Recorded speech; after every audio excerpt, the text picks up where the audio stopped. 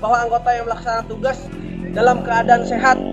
Namun sejauh ini alhamdulillah personil yang kita cek ada Danpos dengan Dishub, kita cek dengan Lantas, seluruh personil yang ada di sini yang melaksanakan pengamanan, alhamdulillah semuanya dalam kondisi sehat dan siap melaksanakan tugas.